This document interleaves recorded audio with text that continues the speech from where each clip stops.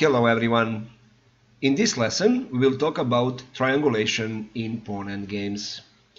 If you missed to see some of my previous Pawn Endgame lessons, take a look information about that in the right upper corner. As I said, today we talk about triangulation. Triangulation is a process or maneuver to lose a tempo and set up the same position again with another side on the move. And in this position, white is going to win the game thanks to triangulation. If it is black on the move, then white easily wins the game. We will see that later. But if it is white on the move, white will need to apply triangulation maneuver. White will start with king e5. And now, let's see what are possible moves for black. If black plays, let's say, king e7, then we just push c6. And if black captures the pawn, then after b7 nothing can stop the promotion. Or if after c6 black plays king d8, we just take cd7, and again promotion cannot be stopped. If after king e5 black plays king d8, now black loses a position, we play king d6, and we will see later how white easily wins this position. So the only possible move for black here is king to c6. Now white will play king d4, and when king goes to d7, white completes this triangulation maneuver which he made. King is again on d5, but it is now black on the move, and white will win. Let's see how white wins.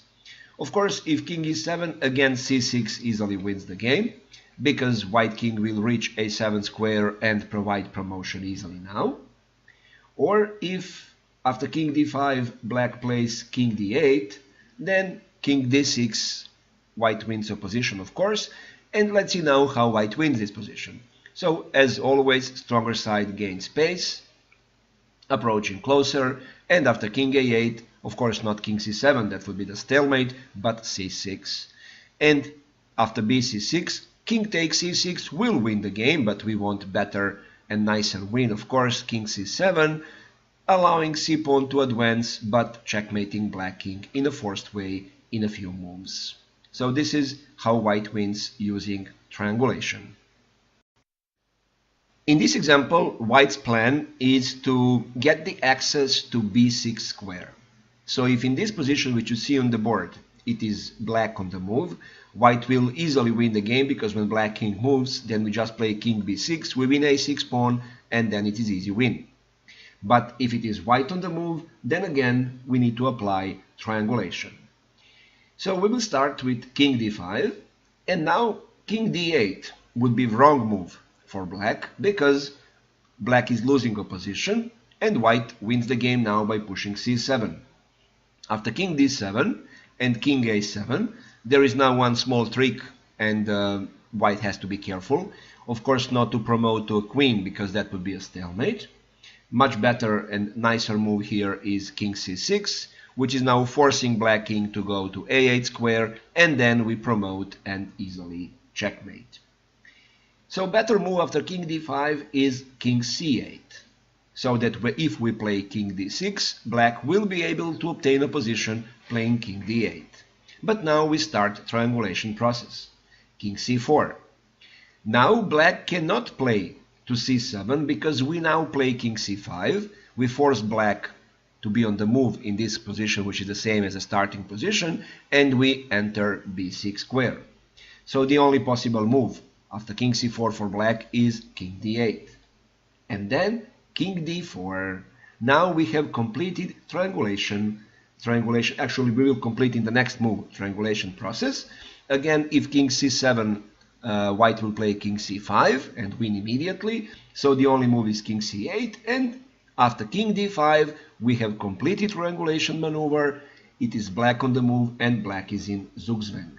If he plays king d8, then we win with king d6, and we have already seen the way how white wins in this case. And if black after king d5 plays king c7, now king c5, this is the same position as the starting one, black must move, and we easily win a6 pawn, and this is of course trivial and easy win for white. This is very interesting position in which white is going to win if it is white on the move. And let's see how will white do that. In this position, it is not so good to play king e5 because king d7.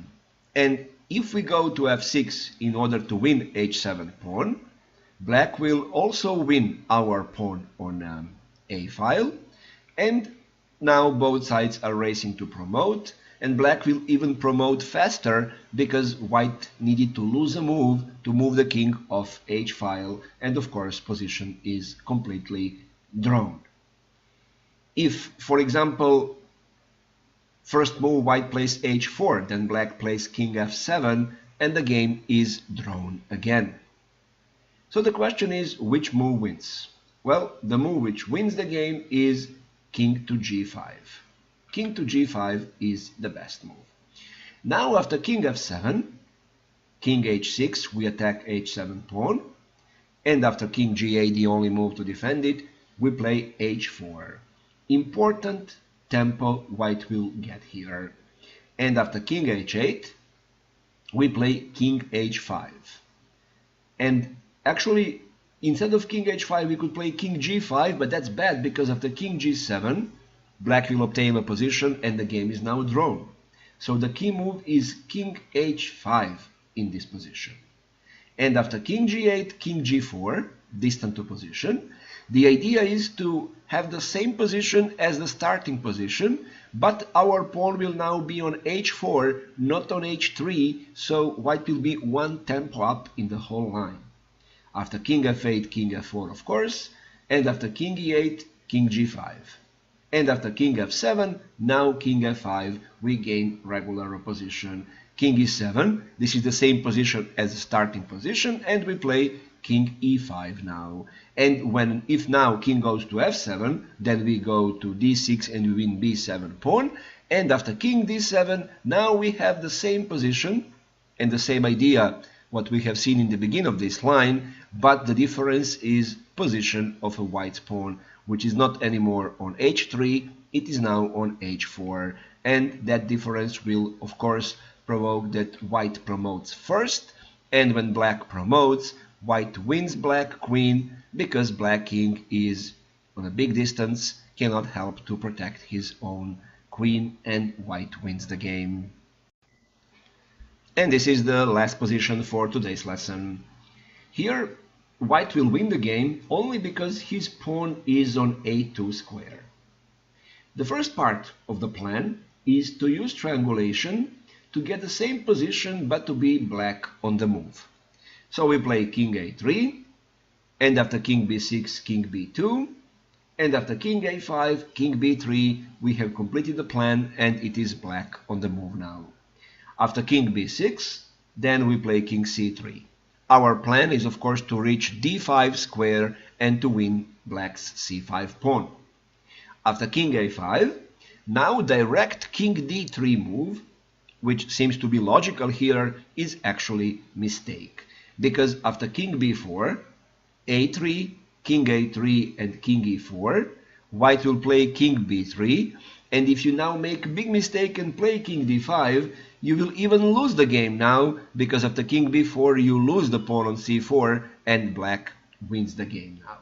That is why in this line the only good continuation for white is king d3 and to keep draw. He will lose the pawn on c4, but he will be able to obtain a position and the game is now drawn. Then the question is, which move here wins the game for white? Well, the move which wins the game is king d2. And now, if black plays king b4, now king d3, and it is black on the move now, he must lose time. He can play king a4, and after king e4, king a5, king d5, and when he plays king b4, we have this pawn on a2, which is playing the most important move now, a3. Definitely white is going to win c-file pawn, and white easily wins the game now.